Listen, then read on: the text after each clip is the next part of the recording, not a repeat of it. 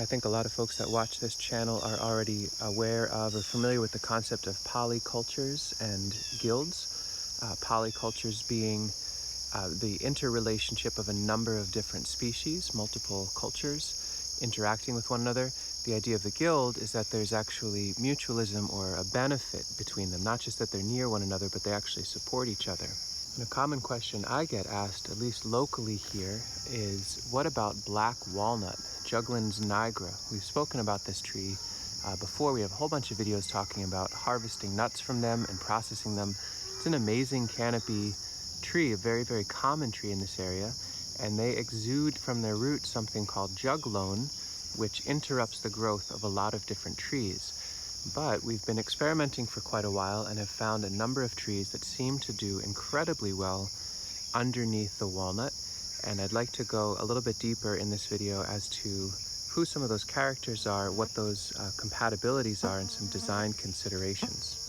Easily, to my humble opinion on this, the most compatible tree we've met to grow under black walnut. In fact, here's a black walnut, and just about 3 feet to the north and west is a pawpaw, a Simina triloba, and these love the partial shade that the walnut offer. They are completely tolerant, if not adoring, of the juglone that the walnut puts off, and they offer up an incredibly amazing crop. These have another few weeks to go, 3-4 weeks to go, and they'll start dropping. We'll get some, the wildlife will get some. And you can see this tree's been here for maybe 12 years now. They're starting to come into a good productive age. Nice little clumps of fruits throughout. In fact, the black walnut crop and the pawpaw crop overlap a bit. So you get fatty, sugary, tropical tasting pawpaw fruit, and then very nourishing, rich, amazing walnuts from one context. Another trial we set in motion not too long ago, a couple of years, 3 or 4 years, is elderberry. And in these cases, we're trialing mainly American elderberry. I think this may be Bob Gordon or John's. Doesn't really matter. Any American elderberry seems to grow incredibly well around black walnut. So here's this thicket of them. In fact, let me come around and out, walking through a very tight corridor in here.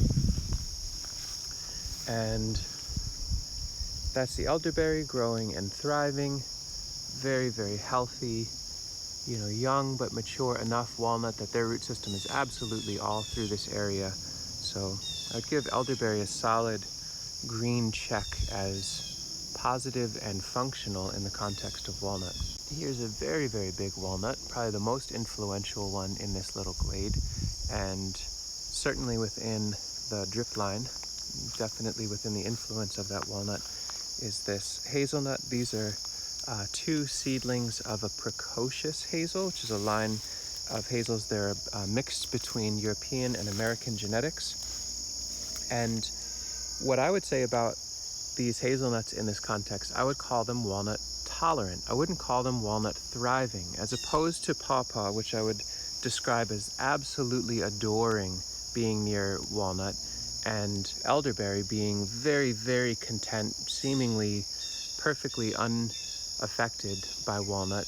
Hazelnut grows under walnut, but they don't seem to be explosive in their growth. In fact, this same type, you can see the one to the north of it is a little further from the walnut. It's a little bit bigger. That could be about shade, although they're getting similar amounts of light. But if I pan over in there, these are the same hazelnuts, same variety grown from seed, planted around the same time, maybe 1 year earlier, but not much. And this stand is not anywhere near the walnut, and they're much larger. So if I had just a handful of hazelnuts and a whole bunch of black walnuts growing, I would try to find a spot that isn't amongst the black walnuts for them. But if it's the only place I had, I would certainly pop them in. If I had extra trees or wanted to fill in under walnut, I would do that. And it seems like it's functional enough. I mean, hey, it's on a continuum of super, super happy to happy enough to live, and sometimes that's good enough. We set in motion a trial a number of years ago of zoomed out the Eleagnus group. Specifically in this case, this is autumn olive. These are seedlings from northern Canada that make very, very late fruit. So it's a source of winter nourishment and nitrogen fixation for the system. So there's part of your mutualism, is a nitrogen fixing fueling plant that supports the growth of other plants, providing a very late season medicine. And they have been distinctly comfortable with the walnut. In fact, their canopies are touching, and they're no longer here because I dug them up and moved them. But in this nursery space, we trialed 3 years ago Gumi, which is Elaeagnus multiflora, and they're quite happy as well. In fact, one of the transplants is now here. This is their first year. It was a very dry year, so it's not a great test year to see if they're thriving, but I'm quite confident anybody in Elaeagnus should be able to do very well under walnut after observing how well autumn olive did under them. And so there's even more characters, Gumi being another nitrogen fixer.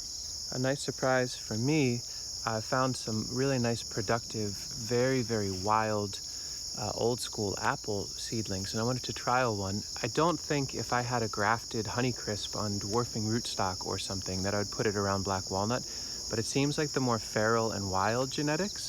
So this is something along the line of a Dolgo apple, more feral, more spiky kind of thing. They seem pretty tolerant. In fact, they're leaning a little. That might just be about light stress, but there again, the walnut and the apple are touching right up there, intermingled in the canopy, and the apple seems to be doing well. The question I would have, if I had planted this elsewhere, would it have been larger and happier? That's definitely a possibility. This is the only one that we have in the landscape, but they make a crop pretty much every year, and they don't shed branches, they don't have disease issues. So seedling, wild, more feral versions of plants. So maybe you find, wild seedling Asian or European pear or apples, trial them under black walnut, and it seems like you can maybe sneak another layer of fruiting crop under a nut producing crop. So that's just one little area where we're trialing these different plants under black walnut, and lovely to know that a tree that's already, in my mind, incredibly valuable on their own can also hang out with all these other characters under them, and they seem to be very, very happy. If we had some more sunny glades, we would be putting in black cap raspberry under as well. That's another plant that is pawpaw-like in its level of appreciation for walnut as an overstory. And it's a good reminder that there are characters out there that people have a lot of hatred for. In fact, black walnut is one of those that I hear from people all the time. I need to get rid of my black walnuts before I start a food forest. Well, you have the canopy of a food forest already if you're lucky enough to have black walnut. Who do you tuck in underneath? And that's the question with all these different contexts. How do we amplify what's already there, add more diversity, appreciate the body types and the offerings of the different plants that are already in our landscapes, and get on with life in an affirming way? And so that's my spiel on that. Plants for the win. Thanks for watching.